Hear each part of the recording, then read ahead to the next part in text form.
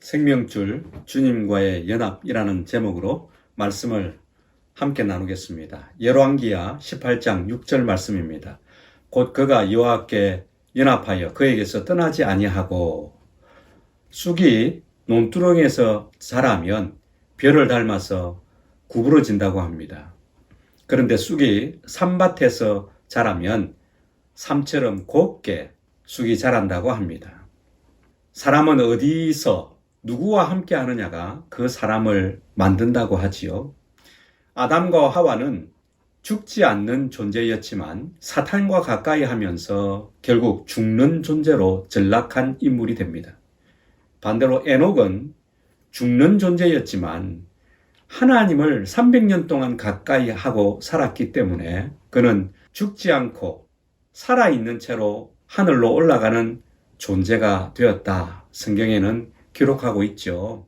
이와 같이 누구와 함께 하는가, 누구와 가까이 하고 연합하고 살아가는가, 이것은 우리 인생에 매우 중요하다 할 것입니다.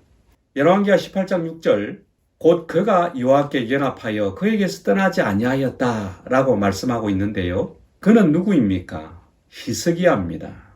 히스기야가 하나님과 연합해서 떠나지 않았다. 여기서 연합은 히브리어로 다바크입니다. 빈틈없이 딱 붙어 있다.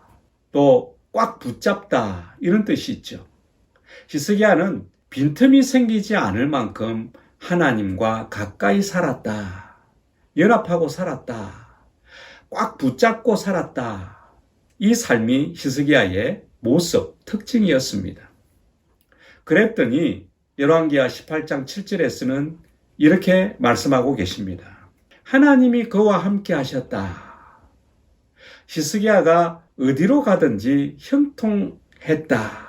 그 당시 대제국, 막강한 힘을 갖고 있던 아수르에게 복종하지 않고 독립된 국가로서 힘을 가졌다. 그렇게 기록되어 있죠. 이 히스기야를 통해서 이스라엘이 부강하게 되었다는 뜻이죠. 하나님이 함께 해주셨고요. 형통하게 해주셨고요. 부강하게 해주셨다. 힘이 있는 나라가 되게 해주셨다. 왜 그렇게 해주셨습니까? 히스기야가 하나님을 가까이 하고 하나님과 연합되어져서 살았기 때문에 그렇습니다. 우리는 꼭 알아야 합니다. 우리의 존재 목적을 알아야 하는 것이죠. 우리의 존재 목적은 무엇입니까? 고린도전서 1장 9절에는 이렇게 말씀하고 계시죠. 하나님이 우리를 왜 부르셨냐? 하나님이 왜 우리를 하나님의 자녀로 부르셨는가? 우리 주와 더불어 교제하기 위해서 우리 하나님, 우리 예수님 가까이 하면서 연합되어져서 교제하게 하시려고 우리를 부르셨다. 하나님 자녀로 삼아주셨다. 그렇게 그 목적을 기록하고 있는 것이지요. 많은 사람들과 우정을 쌓고 관계를 맺는 것과 상관없이 많은 것들과 여러 가지 것들을 추구하는 것과 상관없이 하나님과의 연합을 이루지 못하고 그런 삶을 살아간다면 우리의 텅 빈 가슴은 채워지지 않게 되는 것이죠. 가장 중요한 목적을 잃고 다른 것들로 꽉 채워본들 안고 빠진 찐빵과 같다 하는 뜻이지요. 그만큼 하나님과의 연합은 우리의 생명줄과도 같은 것입니다. 모래가 있는데 그 모래에다가 물을 한만 갖다 부어 보십시오. 물은 채워지지 않습니다. 하나님과의 관계를 멀리하고 등한시하고 하나님과 연합을 이루지 못한 채 세상에 있는 많은 것들을 추구하고 또 많은 사람들과 관계를 맺는들 모래 위에 물 붓기식으로 채워지지 않는 삶을 살아갈 수밖에 없다는 것이지요. 고린도후서 3장 5절에는 뭐라고 말씀하십니까? 우리의 만족은 하나님께로부터 난다. 그렇게 말씀하고 계십니다. 진정한 만족은 하나님이 주시는 것이지 세상이 주는 것이 아니라는 것이죠. 사람과의 관계를 등한시하라는 것이 아닙니다. 정말 중요한 하나님과의 관계를 등한시하고 세상과의 관계를 추구하고 살아간다면 그게 진짜 문제라는 것이죠. 목적을 잃은 그리스도인의 삶이라는 것이지요. 형통을 잃을 수밖에 없는 삶이라는 것이지요. 하나님이 함께 할 수 없는 삶이라는 것이지요. 때문에 하나님을 가까이 하고 우리 예수님을 가까이 하고 그분과 연합해서 살아가는 삶은 우리 인생의 생명줄과도 같은 삶입니다. 그러면 우리가 어떻게 하나님과 연합을 잘 이루고 살 수 있을까요? 예수님과 좋은 연합을 이루고 살 수 있을까요? 저는 오늘 두 가지를 말씀드리고 싶습니다. 하나는요, Jesus first, 결심하기입니다. 예수 그리스도를 첫 번째로 여기기로 결심하라는 것입니다. 결심은 95%에 해당한다 할 만큼 아주 중요합니다. 결심이 없는 다른 방법, 또 다른 결과물 없습니다.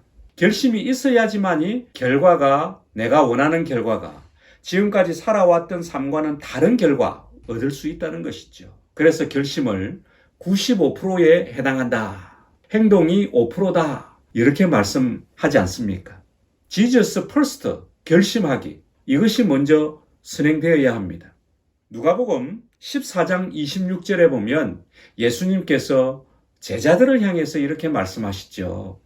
무릇 내게 오는 자가, 나를 따르고자 하는 자가 있다면 반드시 이것이 필요하다라고 말씀하십니다. 그것이 무엇입니까? 내 부모와 또 처자와 형제와 자매와 더욱이 자기 목숨까지도 미워하지 아니하면 능히 내 제자가 될 수 없다. 그렇게 말씀하고 계시죠. 제자의 수준에 대해서 말씀하십니다. 이 말씀은 무슨 뜻입니까? 그렇다면 부모를 미워하라는 것입니까? 내 형제를, 나를 미워하라는 것입니까? 그렇지 않지요. 그것은 성경을 위배하는 것이죠. 미워하라는 뜻이 아니라 우선순위의 문제를 다루고 있는 것이죠. 다른 것 참 좋은 것들이 많지만 Jesus first, 예수 그리스도를 첫 번째로 여기지 않으면 제자가 될 수 없다. 나를 따를 수 없다. 그렇게 말씀하십니다.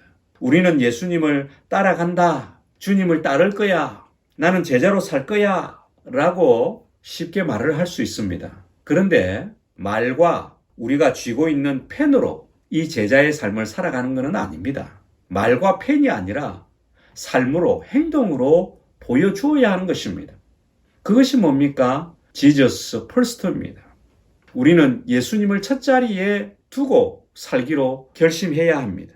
만약에 우리의 시간이 예수님을 첫 번째로 여기고자 하는 그 시간과 또 내 친구와 나와 관련된 사람 만나는 그 시간을 동등하게 배분하고 산다면, 동등하게 가치를 두고 산다면 사실은 예수님을 첫 자리에 모시기가 쉽지는 않습니다. 늘 갈등하고 살 수밖에 없지요. 또 하나는 예수님과 또 다른 대상, 어디에 더 비중을 두고 살아가느냐의 문제도 달려 있는 것입니다. 시간을 어디에 더 두고 사느냐, 또 하나는 비중을 어디에 더 두고 사느냐, 이게 아주 중요하다는 것이죠.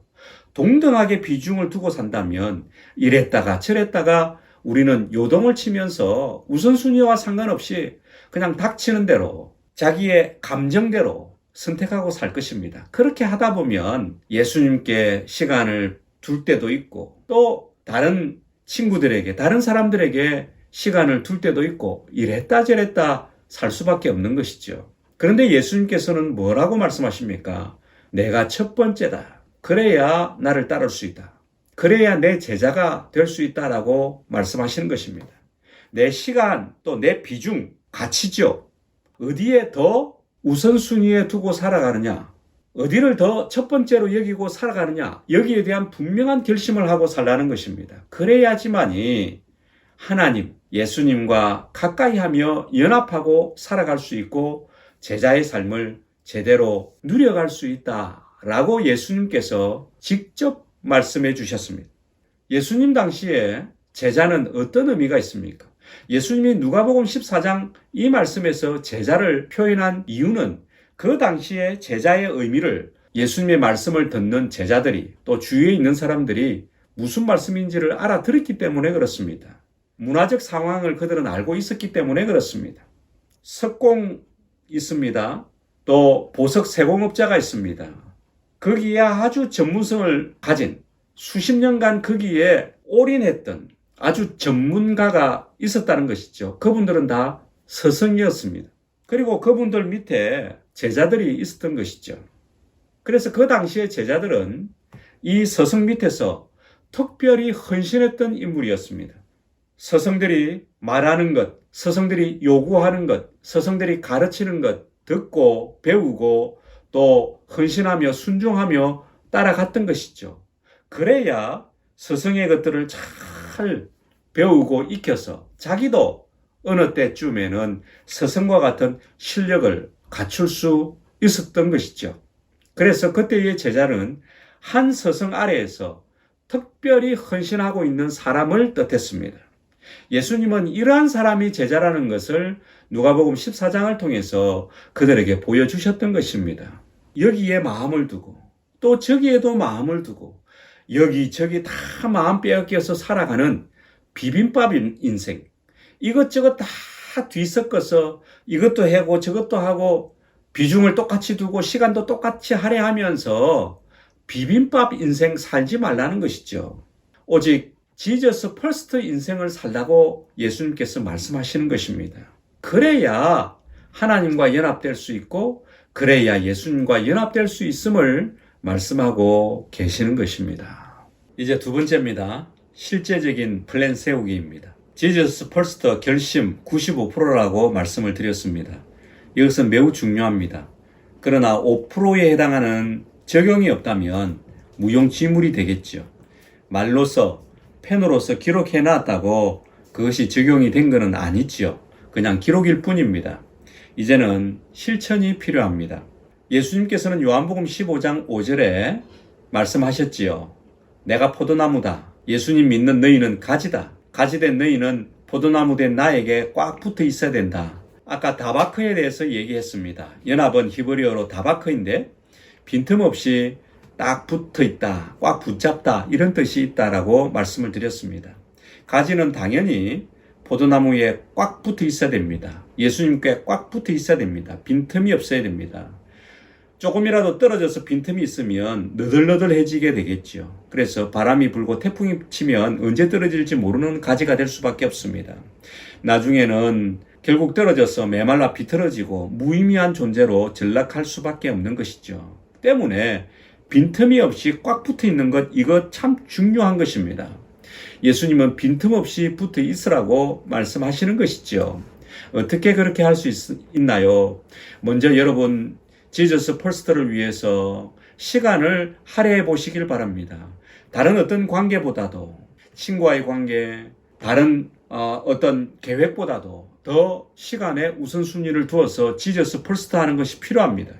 그래서 시간을 딱 내어서 예수님 만나는 시간, 여러분이 계획을 세우셔야 합니다. 내가 언제 말씀을 읽겠다. 내가 언제 기도하겠다. 언제 큐티하겠다. 그 시간, 물론 딱 정각은 할 수 없겠지만 그래도 그 어느 정도의 시간의 테두리 안에서는 내가 하겠다. 이 계획이 틀림없이 나와야 하는 것입니다. 두 번째로는 장소입니다. 내가 언제 뿐만 아니라 어디서 하겠다. 이것이 나와야 합니다. 시간과 장소의 우선순위, 계획이 나올 때에 실천이 더욱더 뚜렷해질 수 있다는 것이죠. 그리고 세 번째로는 현장을 지키자입니다.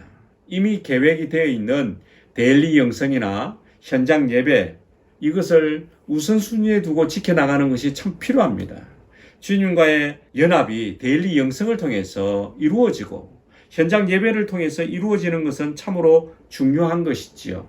하나님은 현장에서 역사하시기를 원하십니다. 현장에서 반응하시기를 원하십니다. 현장에서 경험하기를 원하시는 것이죠. 현장에서 우리를 찾습니다. 현장에 나가서 찬양하고 기도하고 말씀 보고 두 손 들고 하나님을 향하고 살아가는 것, 그곳에서 하나님 함께 하시기를 원하십니다. 그러니 이왕이면 시간을 가급적 내어서 현장에서 예수님 만나고 하나님 만나는 것이 중요하다는 것이죠. 여러분, 현장 데일리 영성 현장에서 만나보시길 바랍니다. 예배 현장에서 하나님 만나보시길 바랍니다. 이것은 매우 중요합니다. 배수진을 치고서라도 이 부분은 지켜나가야 하는 것입니다. 그래야 우리의 마음이, 우리의 뜻이 하나님 앞에 분명하게 나타나지게 되는 것이지요. 여러분, 오늘 생명줄 주님과의 연합에 대해서 나누었습니다. 주님과 빈틈없이 주님을 붙잡고 연합되어 살아갈 때 히스기야에게 주셨던 그 축복 우리에게 주실 것입니다. 하나님의 함께 하심을 누릴 수 있습니다. 어디로 가든지 형통함을 누릴 수 있을 것입니다. 부강하게 하시고 힘을 힘껏 주시는 하나님을 경험할 수 있을 것입니다. 이 축복 우리도 누려가기를 축복합니다. 기도하겠습니다. 아버지 하나님 감사합니다. 생명줄 주님과의 연합과 연관해서 말씀을 나누었습니다. 예수님을 첫 자리에 모시고 구체적으로 플랜을 세워서 빈틈없이 주님과 연합되어서 살아가는 삶이 되게 하여 주셔서 히스기야에게 주셨던 그 축복 우리가 누려가기를 원합니다. 하나님이 함께 하여 주셔서 형통케 하시고 힘주시고 부강케 하시는 그 축복을 누려가는 우리가 될 수 있도록 주님 도와주시옵소서. 예수님의 이름으로 기도합니다. 아멘. 이제 팀별로 또 그룹별로 각자 있는 곳에서 주님 만나기를 원합니다. 그 장소에서 하나님께서 어떻게 역사하시는지 하나님을 세밀하게 느끼시는 축복이 있기를 소망합니다. 감사합니다.